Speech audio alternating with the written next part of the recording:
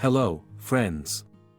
What associations come to your mind when you see green hills and scenes from movies where the weather is always sunny, with smiling beautiful people with their hair blowing in the warm wind, walking along streets with bright signs and tall palm trees?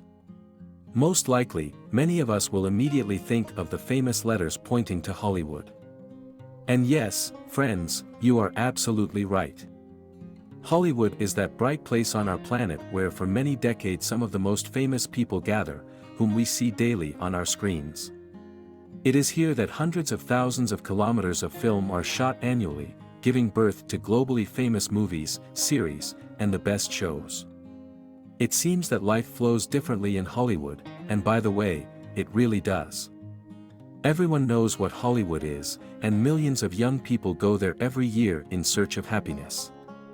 What is accomplished by few, but few have thought about why this place became the center of the film industry, and perhaps even the whole world, and why exactly Hollywood became Hollywood. It's hard to answer this question, but then you should definitely watch this video. I'm sure you will enjoy this story. Before telling the story of the emergence of Hollywood itself, it is worth pausing for a moment on the biography of Hobart Johnstone Whitley, a Canadian-American real estate developer, because he is often referred to as the father of Hollywood. Hobart Johnstone Whitley was born on October 7, 1847, in Toronto, Canada, and was the seventh and youngest son of Joseph Whitley and Eleanor Johnston. The family was moderately wealthy, and later Hobart attended business college. In 1870, he became a citizen of America. At the age of 23, he moved to Chicago and became the owner of a small confectionery and household appliance store, but he was more interested in land development. This became decisive, as a few years later he was elected to the board of directors of the Chicago, Rock Island, and Pacific Railroad Company. In the spring of 1886, he remarried Margarita Virginia.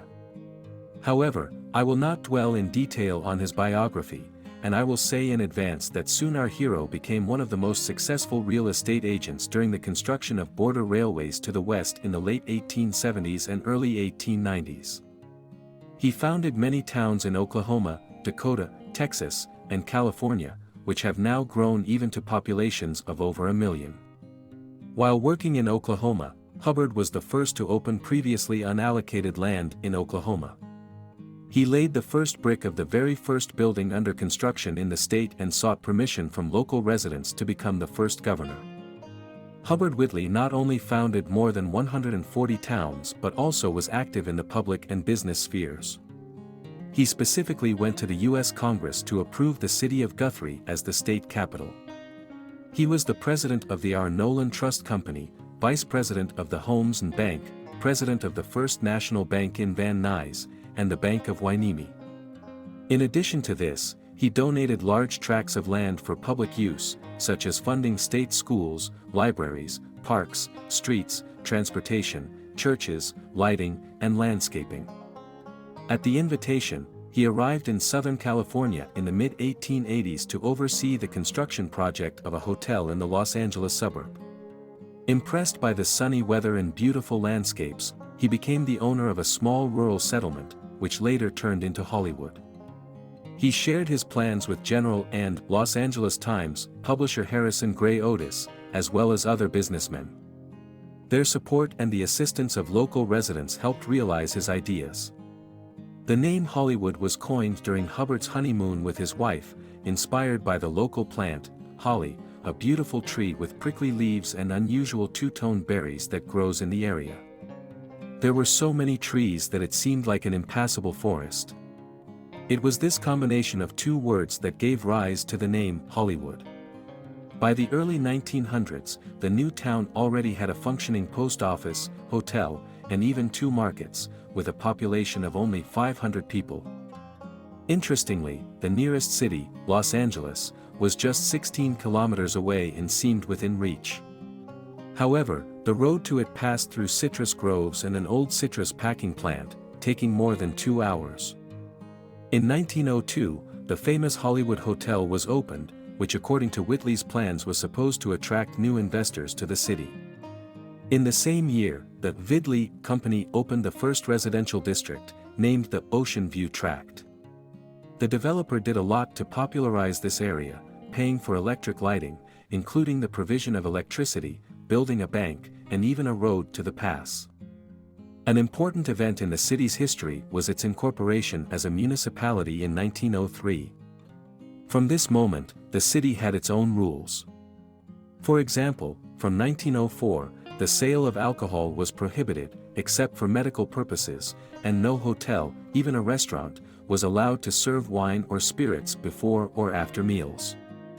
The town grew and developed, and in 1910, local residents voted for its merger with Los Angeles to ensure proper water supply and an improved sewage system. But, most likely, this place would have had nothing to do with the film industry if it weren't for subsequent events.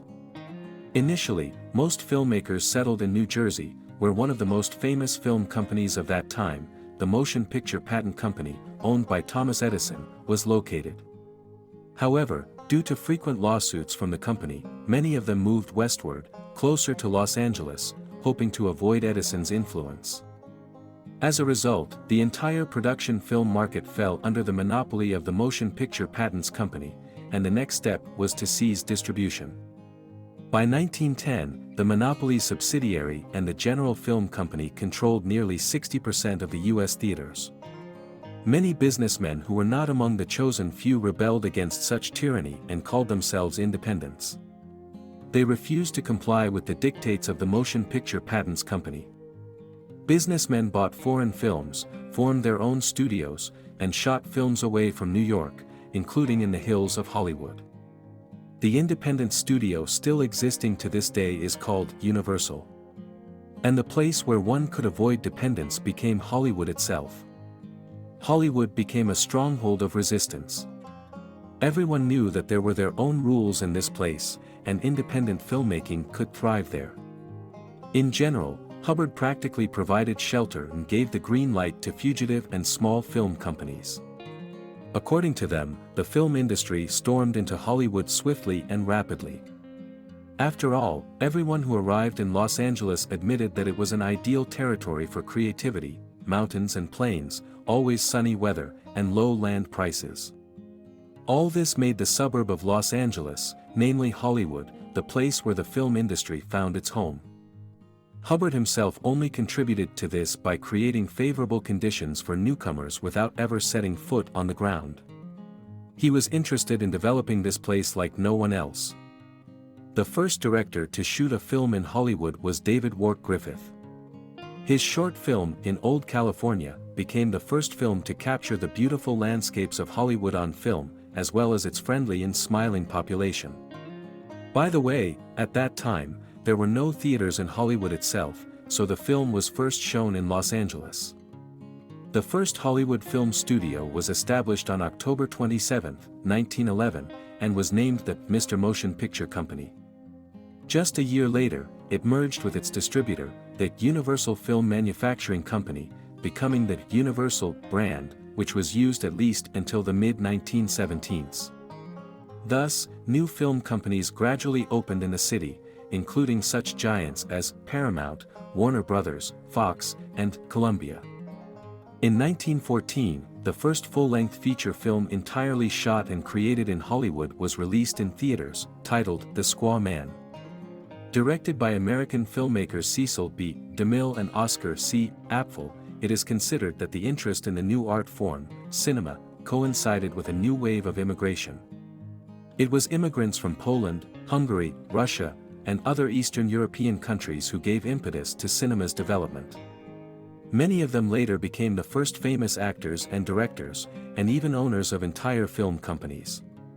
It is also worth noting that at the dawn of cinema, no one anticipated that the amusing attraction with moving pictures would soon become the most powerful means of influencing minds. For example, you can easily find information on the World Wide Web that special agents from the city of Hoover, who held the position of director of the Federal Bureau of Investigation, actively monitored the most famous actors of that time for almost half a century. One of the first such actors to be closely watched was none other than Charlie Chaplin. In the early 1920s, Hollywood cinema entered the top 5 most popular industries in the country. It was around this time that those famous letters representing the word Hollywood appeared on the hills, known worldwide. But few people know that originally the sign was created as an advertisement for a new residential complex. Initially, the signs read Hollywoodland. It was only in 1978, thanks to a public campaign led by rock musician Alice Cooper, that the Chamber of Commerce replaced the crumbling sign with newly fabricated letters made of durable Australian steel. About $250,000 was spent on this endeavor. Another update took place in November 2005, which involved only repainting all the letters. By the end of the 1930s, Hollywood studios were producing about 600 films per year, solidifying the city's new status as the dream factory of Hollywood history. Little is known about the period of World War II. On the one hand, cinema had evolved into both an industry and an art, progressing and developing in quality. On the other hand, the economic situation deteriorated sharply in many countries, and film companies faced difficult times. Many had to either streamline production or close down altogether. It's known that since 1930, the so-called production code was enforced in the USA, completely prohibiting any political statements in films. But as the world situation became increasingly tense due to the war, not only Hollywood actors but also directors took a more pronounced political stance. For example, in 1940, one of Charlie Chaplin's most famous films, The Great Dictator, was released, actively satirizing Adolf Hitler's personality and the ideology of the Third Reich. Even Walt Disney's studio, located in Hollywood, produced propaganda cartoons. The main idea was to convey to the audience the importance of military actions, urging support for soldier heroes and condemning aggressors and dictators. In addition to the intertwining of politics and cinema, World War II had two important positive effects on Hollywood. Firstly, against the backdrop of economic crises and military actions, it had a devastating effect on the film industry of many countries. This not only slowed down the national production of European and Asian countries but also further strengthened Hollywood cinema as a globally consumed product. The worsening economic and political stability of European countries forced Hollywood to enter new markets. Secondly, in the 1930s, many established filmmakers from their home countries emigrated or simply moved to work in the USA. Hollywood was considered a place where talents from all over the world converged. For example, Hollywood attracted the great Englishman Alfred Hitchcock.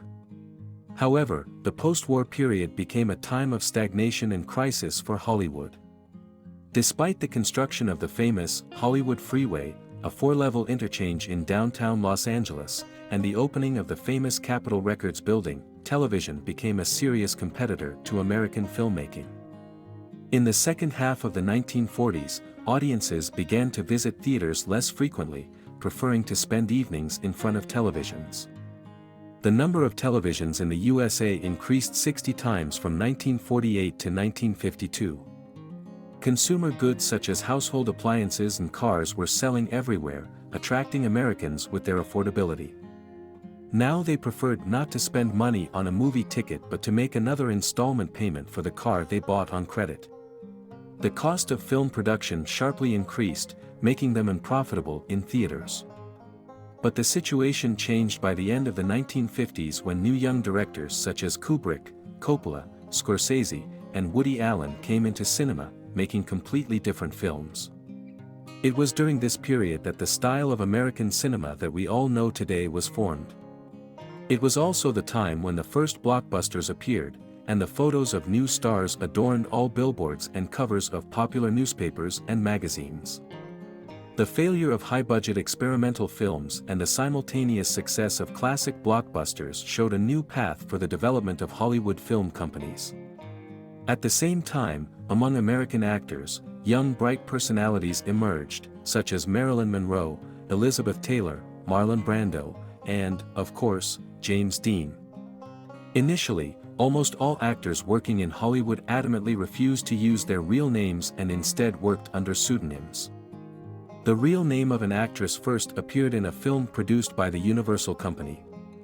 Florence Hugh Lawrence became the first Hollywood actress and American star to achieve overwhelming success with the public.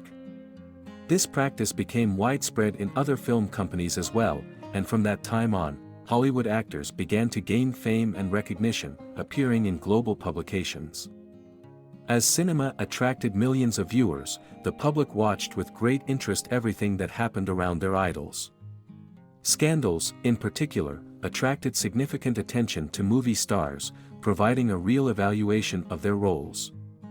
Such advertising prompted Hollywood strategists to start churning out scandalous stories about Hollywood stars, fueling public interest. Over time, it was the tabloid press that became the main source of information about the personal lives of idols of millions. With the active development of the film industry in Hollywood, the infrastructure necessary for the successful functioning of film companies began to emerge. Financial institutions, restaurants, clubs, and many other entertainment complexes started to open up. This place firmly established associations with cinema in the minds of ordinary people. Additionally, the population of Hollywood divided into two parts, the elite and the supporting workers. Gradually, residential houses were replaced by various studio buildings along the central street. Tourists also began to flock to Hollywood. The Hollywood Walk of Fame, opened at the end of 1958, attracted hundreds of people every day, making Hollywood not only a place where movies are made but also another historical landmark in the history of the United States. The Walk of Fame consisted of a chain of sidewalks on both sides of the street, with 15 blocks on Hollywood Boulevard and 3 blocks on Vine Street. Tourists could explore another important part of Hollywood. The theater opened in 1927 by Sid Grauman. This theater is one of the main monuments of Hollywood's golden era and one of the most popular places for screenings. The selection of stars leaving their hand and footprints in cement on the Walk of Fame is made by the owners of this very theater.